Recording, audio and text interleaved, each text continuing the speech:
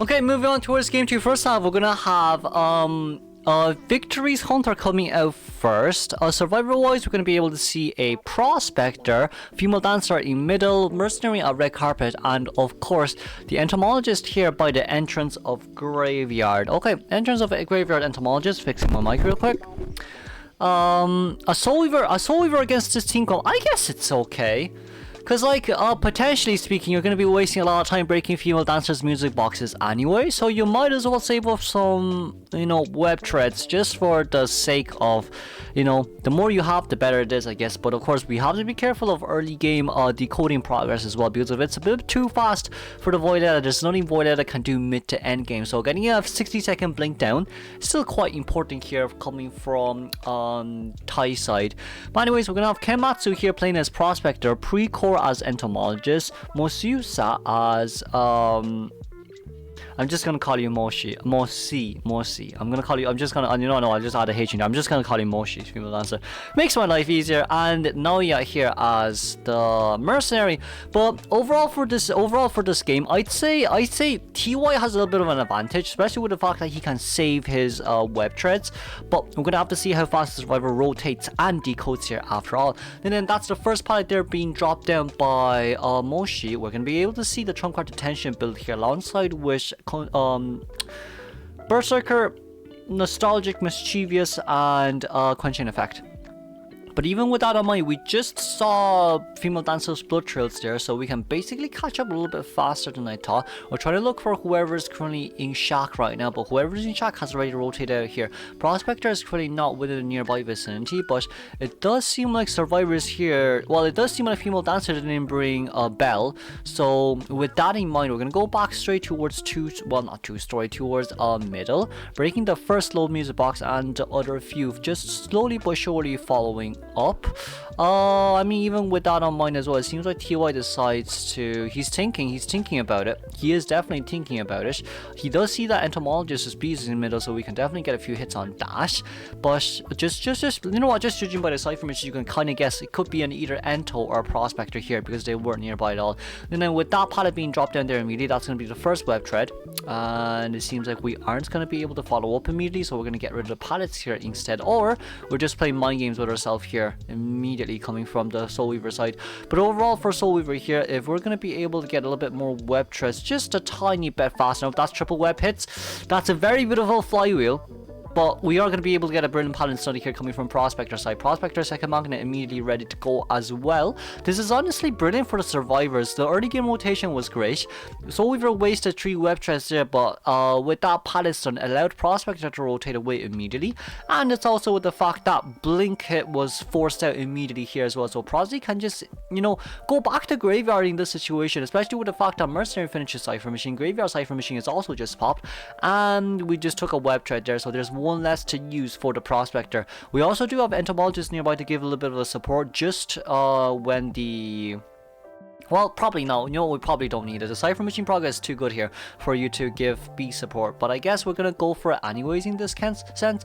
But of course, B's being nearby, you are going to be able to get a hit on there immediately. But it seems like it's a double hit there on the B's. Entomologist with, I think, around 15% of B's left. We are going to be able to catch up the Prospector here immediately, which is a little bit unfortunate. But overall, the survivors here, early game rotation has been done really well. They've basically finished off 4 Cypher Machines by the time that Prospector has been chaired here. So even like Mercenaries 90, well no, actually Mercenaries 25% Cypher Machine is fine really.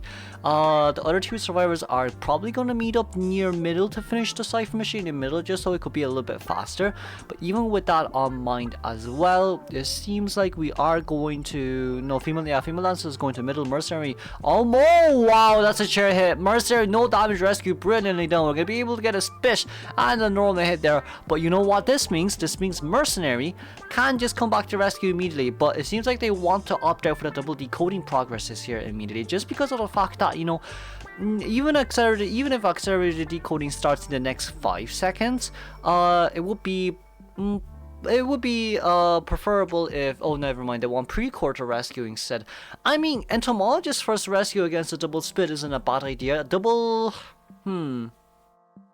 See, this is a good question, right? Because if Ento gets found here immediately, you're screwed. You're going to be able to get a hit on, spit on towards Entomologist right there. That's a double spit on towards Ento immediately and getting the Ento down there as well. 80% Cypher Machine there. We do see Mercenary coming in towards the rescue right now. But Mercy, this is going to matter a lot for you here as well, because Cypher Machine is definitely primed right now. But can you did not get a spit, so even if a Terror Shock hit here registered, it doesn't really matter. Now then, Prospector getting hit on towards Prospector right there. But sadly, Prospector does not have borrowed time.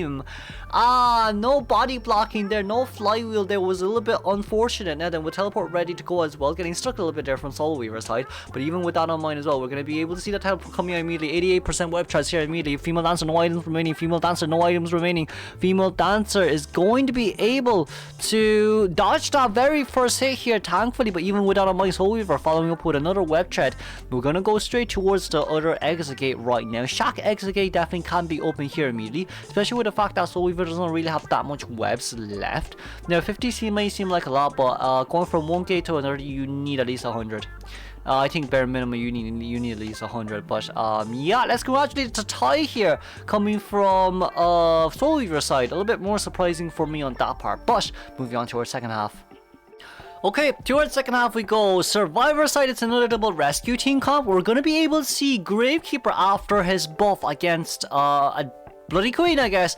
But overall for Bloody Queen here, you could only chase after Painter here, because Priestess is godly in that area. Priestess is godly in middle. Actually, you know what? Priestess is godly anywhere, especially with the fact that there's so much long walls here, especially putting in a portal. It shouldn't be too hard for Priestess to dodge anything at all. But we're going to be seeing CX as coordinator, Hero as Painter, Zed as Priestess once again, and Shasha as our Gravekeeper. SiLia here coming out as BQ.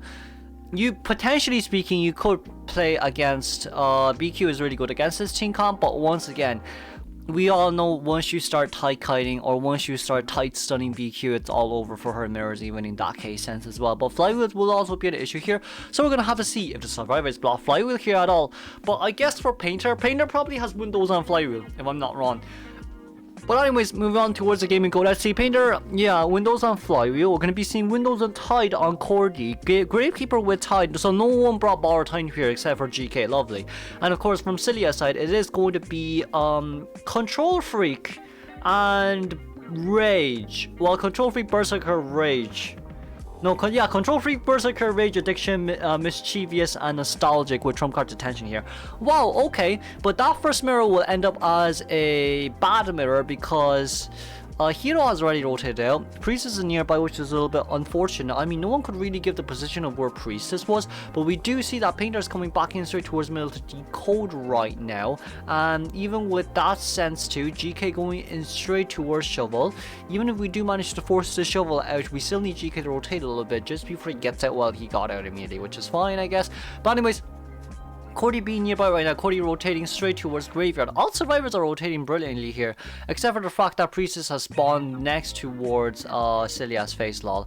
But even without a mind, we do have a window speed boost ready to go. There is also a flywheel that will not be able to come out here, which is a little bit unfortunate, but no window speed boost here utilized. Flywheel is just still there. We are a little bit worried about Blink here as well, but it seems like we are going to be able to excitement our way in. No, we won't be, because there's a pallet speed boost nearby as well for the Priestess to use.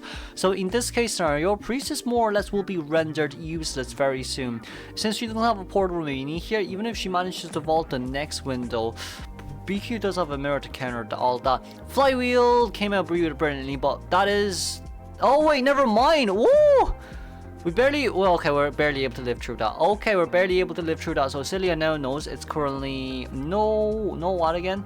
SiLia now knows that it's no borrowed time. So that's kind of good news to our BQ right now, even with a bad early game here as well. We're trying to play as much pallet mind game here as possible. But Zed here, Jesus, you're just not playing pallet mind games with you anymore. But we are still be able to catch up here as the BQ straight towards the survivor. Hero here has to be Hero here has to be a little bit more careful. We are going to be able to get a hit here immediately, but we are also going to be able to get the painting. So Painter will start painting here immediately as well, and most likely we're going to rotate a little bit further away from this area with basement nearby. Now even if there is a basement nearby, you still have a GK, so at the end of the day it doesn't really matter in that situation as well.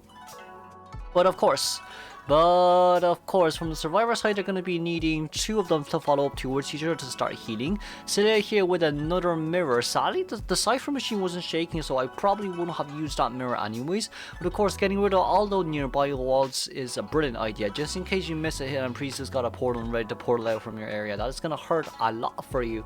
But even with that in mind, we do see that SiLia is going to go back straight in towards shovel form right now, just to prevent the double hit situation here immediately.